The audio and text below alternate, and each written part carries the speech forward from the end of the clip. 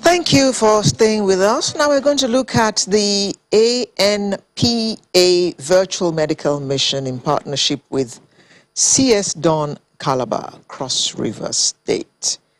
If you are a regular watcher of Sunrise, you will remember ANPA because they pay us a visit from time to time. And by the way, ANPA stands for the Association of Nigerian Physicians in the Americas. They have this mission that comes in fairly regularly, and they offer free medical services to the underprivileged in Nigeria. And if I'm not mistaken, every year they pick a particular area which they visit and offer these services. But this year, it seems like it's a completely different ball game because we're talking about virtual medical mission. To tell us more about this, it's my pleasure to welcome, well, they're all joining us virtually. After all, it is a virtual mission. We have Dr. Christopher Okunsari, who is ANPA president. He joins us from Milwaukee, Wisconsin. Good morning. Good morning, Alero. Thanks for having us. You're so clear, it's like you're next door, kind of. We also have Dr. Cliff Eke, who is the treasurer and coordinator of the medical mission. Hi, Cliff. Good morning. Thank you. Good morning. Good to see you again. Thank you. And we have Mrs. Onari Duke, who is founder and chairman, Child and Survival Organization of Nigeria, CS Dawn. Thank you for joining us, Mrs. Duke.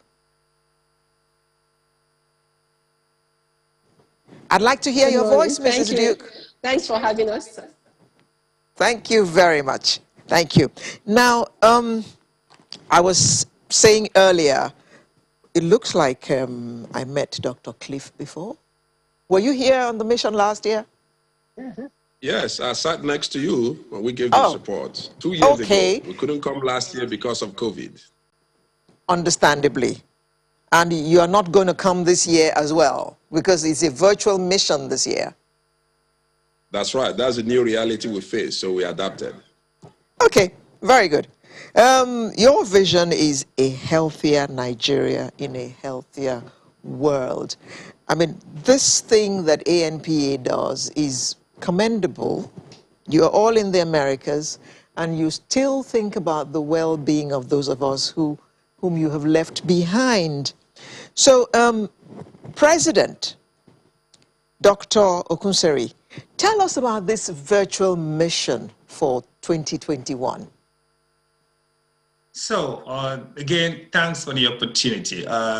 We are all very much aware of the COVID pandemic. However, we did not allow the COVID pandemic to stop our innovation. On the strength of that, the virtual medical mission represents the same kind of environment where we are now, talking to you virtually. I'm in Milwaukee, Wisconsin. So here we are in America, partnering with our colleagues in Nigeria to deliver free medical services. So basically, this process starts by engaging all potential partners, identifying means of sharing the word that we're going to be having a virtual medical mission, and identifying means of communication. So we have regular virtual consultation with our colleagues on ground and patients. We work before the surgical procedure with the surgeons on how that case is going to proceed. And all of these are done virtually, but the partners on ground implement, execute with full collaboration with colleagues from the Association of Nigerian Physicians in the Americas. So technology, human implementation, and the target population on ground. Okay. If I'm not mistaken, it means that there are no ANPA doctors on ground this year. Am I correct? Yes, you're correct. But we have collaborators on ground. So you are working with, well, pardon my using this word, you are working with local doctors. Understood. We're working with our colleagues. We try to shy away from calling them local. You understand what I mean. I mean, doctors who are on ground here, but you are giving them the expertise they require to do the various surgeries that they need to do. Yes, they have the technical skills, so we work with them to actually implement everything that is to the best of their ability to provide the best outcome as well. Okay, Dr. Ike, why the collaboration with CS Don? Why did you choose CS Don for this year?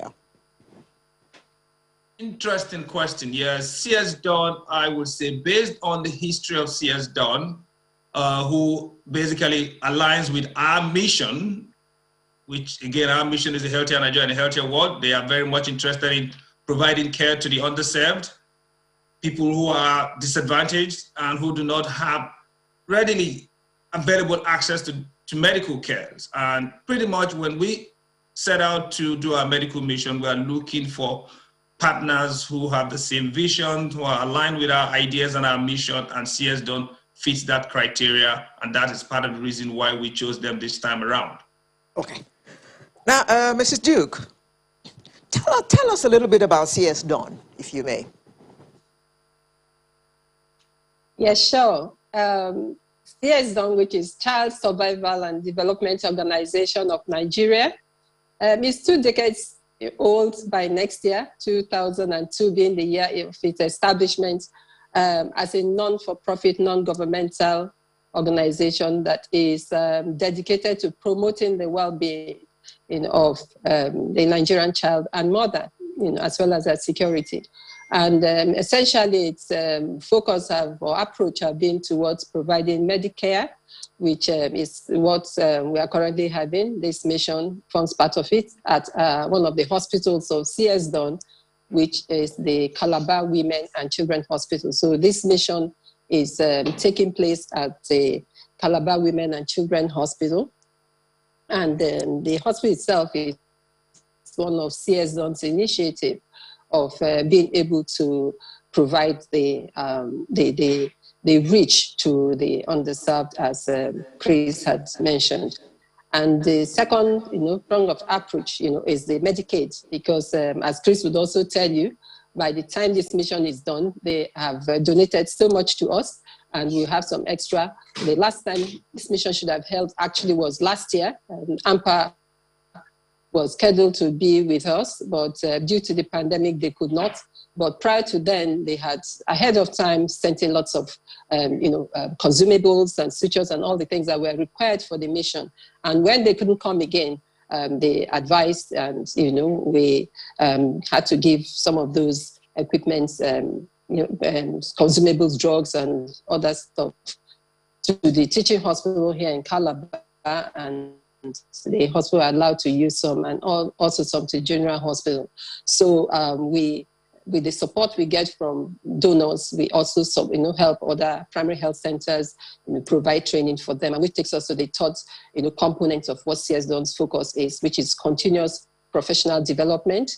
As we speak, some training are going on, because our goal is to enhance the quality of life for the vulnerable children and to reduce the maternal and child morbidity and mortality in the country through enhancing the educating programs like what ANPA have incorporated into this particular mission. Okay. And so yes, we collaborate with government, non-governmental organizations, and other stakeholders to have a participatory approach towards these interventions. Thank you. Okay. Now, Dr. Cliff Eke, you are the coordinator of the medical mission. Might I ask what kind of interventions you hope to bring to the table this time?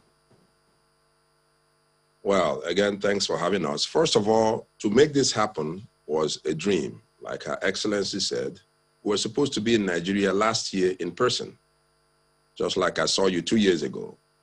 However, because of the COVID-19 pandemic, we started deliberating in ANPA, along with our president and other officers involved, to do it virtually, just like we're meeting you now virtually. And it took a lot of preparation. First, you have the right partner, which CS Dawn is a great one. Number two, we had many, many meetings before the actual mission where we did needs assessment. We procured equipment and supplies, as Our Excellency has mentioned, which we then sent to Calabar. And then the most important thing, I believe, is the collaboration and getting the volunteers, our colleagues on ground in the locality, to actually achieve what we wanted to do, which is not just medical care to the adults and pediatrics patients, but also surgical care. And we concentrated more on what we know they have the expertise, and just we help them to get it done and done well. Well, let me ask you, Dr. Okunseri, since this is a virtual mission this year, the first question is raised in my own mind is that of telemedicine. I've been hearing about telemedicine for a while, and seeing that 70% of very serious issues or so happen in rural areas where they don't have access to these kind of facilities, and even if the things were available, getting it to them, is altogether another task, on hand. I'll come to the children angle to it, but how precarious is our challenge of fully implementing telemedicine in the country? So, Aya, thanks for this question. I will tell you that, yes, this is telemedicine live that we have just pulled off as an organization. And with regards to the question of the rural population, I would also be the first to acknowledge that unlike all other countries in the world, Nigeria has a very high penetration of mobile phones. And I would tell you again that at the beginning of this mission, people had to log onto a site to get a number in line with the COVID protocol. Over 1,500 people were able to get numbers. People were coming from all the surrounding villages. So to me, it's a problem in perception, but in reality, we could address this problem with the high penetration of mobile phones in our country. People have 1, 2, 3 mobile phones, and they're able to speak to people. So I think there is room for telemedicine in our country. I think it is possible to penetrate the rural community. And I also recognize that it's going to interest us if we try, like we have just done now, and seen that it is doable. Madam, the question, same question to you, but this time perhaps with a little more focus on the issue at hand, Mrs. Duke. Children are clearly the most vulnerable. The maternal mortality figures are still quite scary, and the death of children between ages 1 to 5 is still quite concerning. Talking about telemedicine, is there a role for telemedicine in this? And how do we even begin to consider, much less take action towards stemming this tide?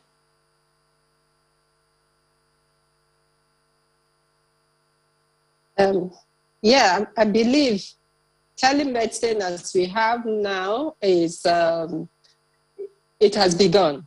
As Chris mentioned, it indeed has begun. Prior even to the mission commencement, the ANPA already had about 3 cases of infants from, babies. I won't use the medical terms since I'm not a doctor. Maybe Chris would do that. But ocephalus, those are, children that are born without skin covering their stomach. At least that was one of the cases they had to deal with.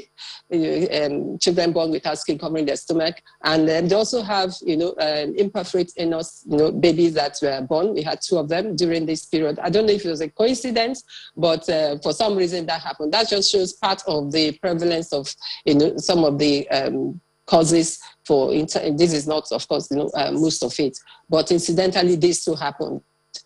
And,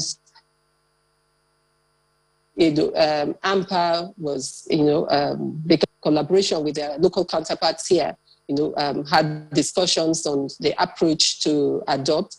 And so I believe that the children indeed would, are set to benefit greatly from telemedicine, and this which have begun would give, I believe, other institutions and other facilities the confidence that it can be done. Because when we first started this mission and got into preparation of the e-registration, lots of people said, oh, except you want to make this available only for the people who, were educated. But the system was simple, third-party registration was possible. And so if you are not educated, you can have, every household will have some cousin down in a few houses who will be able to register for them. And so people were able to register, speedily. Within, a few days, we have actually had, 150 cases which, for surgery, beyond the registration for medical intervention. And so, yes, it has begun, and they got appointment to be able to come, and it made it really, really, easy, because as CSDON, we were concerned, of course, ANPA also, to say we shouldn't try to be solving one and get into another problem, because usually in medical missions like this, you have 5,000, 4,000, up to 7,000, patients coming in for, to get, some sort of help from the nation. And so the mere thought of such, alarming numbers, how do we curb it? It's the first one, caused us to be concerned. But truly, lots of, persons were able to call in, register online, and then they got their screening done. They could do that coming into the hospital facility, or even possible to have the consultation, part of it from their homes. So I would say that I'm glad for the Nigerian child, because irrespective of how complicated the case might be, today with the collaboration between, the entire world, and, having our core member Nigerians, all around the world. And they also incidentally have lots of their colleagues there in America, in the UK, and Canada, who are experts in various fields and willing and, quite able to support the Nigerian counterparts. I see healthcare going really in leaps and bounds, for as long as we continue in this trajectory with telemedicine. Thank you. Well, you want to? Yes, Dr. Eke, how were you able to determine at the end of the day which cases to undertake? Because Dr. Okunsari said that there were more than 1,500 applications. So yes, thank you. That includes the medical, the non-surgical patients, of course. But before the mission, through technology, telemedicine we are mentioning has actually opened a variety of opportunities and made this possible. But we had meetings, like I said before, with our local colleagues, and we were able to, they identified patients who had surgical issues, which actually is very common, especially in the pediatric. Over 80% of the kids that came to the mission came for surgical issues. And we can anticipate or think of why, because they may not be able to afford to take care of these things, but when they hear of free surgery, of course, their parents bring them. So using technology like this, we have electronic health record. I'm able to, me and my colleague surgeons here are able to converse with our local surgeons there. And we actually had patients live that we could examine with the camera through Zoom or through WhatsApp and other electronic health gadgets, they are our platforms. And then we're able to choose the cases that we know will be safe. Especially we're not on ground to offer hands-on support. We wanted to make sure we don't extend ourselves. So we chose the ones that we knew our colleagues felt comfortable doing, and then we supported them with the ideas and other things to make it happen. Yeah, one of the so challenges. Preparation is the key. Yeah, but you know, one of the things a number of people, maybe your colleagues may also have given you the feedback, is that of network. You know, I don't know how significant a challenge that was, you know, in executing some of these telemedical interventions. Well, the network as far as internet. Yes, and perhaps other challenges that you may have encountered. Okay, some challenges, like we know, this is the first time ever that we know in the world that medical mission of this magnitude has been performed virtually. I mean, we have telemedicine here and there with individual patients. I've done it with some other people in Nigeria, but to have a group of 45 volunteers from the US and 85 or more volunteers from Calabar and CS Don work together, including the lab scientists, the nurses, the doctors, the pharmacists, you name it, everybody working together. It's never been done. And part of our goal was to actually learn from this, collect data, and hopefully set a pace for things like this to happen more in the future. And technology has made it possible that even the person in the village, as Dr. Kunseri mentioned, who has a telephone, can now have access to care. Not just in Nigeria, even here in the United States. The telemedicine is now revolutionized. And we're able to partner with someone that created electronic health record for us also that helps us to achieve this. So it's first time, many challenges, as you know.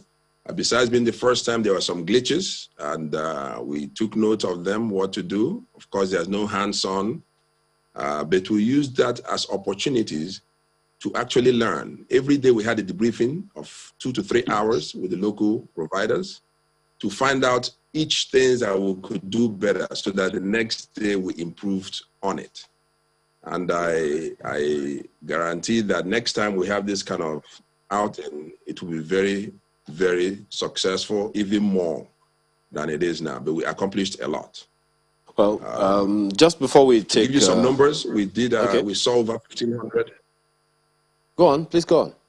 Yeah, we saw, like our president had mentioned, about 1,500 patients. We did over 64 operations, and some are still ongoing. And besides operations and medicines, we also had education. We had a workshop last weekend called Helping Babies Survive, where our colleagues there were taught about basic things to help the newborn. As you know, infant mortality is very high. And as we speak now, we have an educational program on emergency medical care going on, again, to transfer knowledge. And this afternoon, we're doing basic life support, training about 15 to 20 individuals who will then train other people. So more to come. Thank you. Yes, I was going to ask Dr. Kunseri, and I will, but let me just let you know, we're going to take a short break now, but I'd like to take a look at some of the items, under the mission of ANPA. The vision is very clear, but the mission includes research. How does that play a role? How do we transfer those data into developmental items for healthcare delivery in the country? After this break.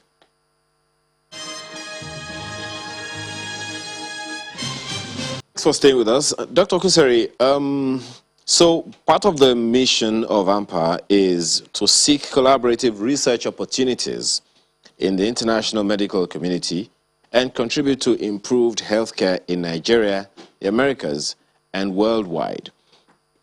Medical professionals in Nigeria will tell you that one of their biggest challenges is that of research, especially the pharmaceuticals who have advocated, or rather been thinking seriously about local medicines and stuff like that. How wide a gap do you think the research gap is, the research deficit is in healthcare delivery in Nigeria as far as you can see? Ayo, thank you for this question. Another hat I wear as a professional is I'm a researcher. So your question is pretty much, on point for me here and of huge concern. So let's break this down. First and foremost, it is very clear that there is a huge research gap between developing countries and the developed country, or developing countries and the developed countries. So let's take Nigeria, for example, and America as a comparison. When you look at the availability of data for policy or for clinical intervention or for pharmaceutical use, we are pretty much behind, and it's worrisome. And it's interesting that there are so many barriers to this, from funding to skills to institutions that are ready to encourage research. So let's move this one notch. The COVID pandemic is a good example. ANPA during this mission provided 1,200 COVID testing kits as part of this mission. And as part of this mission, we were very, very lucky to be highly supported by the DG for NAFDAC that made the process of delivering 1,200 COVID testing kits to Nigeria, and we're going to collect data and transmit the data to NCDC. It will interest you that we tested 500 patients with negative results for COVID, and we were anxious. What is happening? Why is this happening? And we started asking, do we have data about the prevalence of COVID beyond what is being produced by NCDC? What is the data? What is the incidence? What is the prevalence here? Prevalence means current disease. Incidence means new disease. We were unable to find. So what did we do? Anecdotally, we believe that the results we're getting, people are not traveling much. Maybe there's not a lot of patients or a lot of people who have COVID in Calabar, as the case may be. So we intend to share our COVID testing kits in other areas that have been identified as hotbeds, Lagos or Abuja. So I think it's real. We do not have data in Nigeria, or we do not collect sufficient levels of information to drive our policies and our programs. But just like you heard Dr. Eke share with you, because of what we do and the kind of exposures we have, we believe that data is critical to clinical intervention, evidence-based care, evidence-based program, evidence-based public policies. And without data, we are really not ready. Look at the vaccines, for example. If we had sufficient data, we had sufficient information, I don't see why our country, Nigeria, cannot produce vaccines. We used to do that 20, 30 years ago, but we're not doing that now for a variety of reasons. So we have room to grow. I believe, like I tell my colleagues out here, when you see challenges, I see opportunities, and I take advantage of those opportunities to make sure we can do things just like what ANPA has done. We did not allow COVID to stop us from doing our medical mission. It did happen for the first year, but the second year we chose to do something different.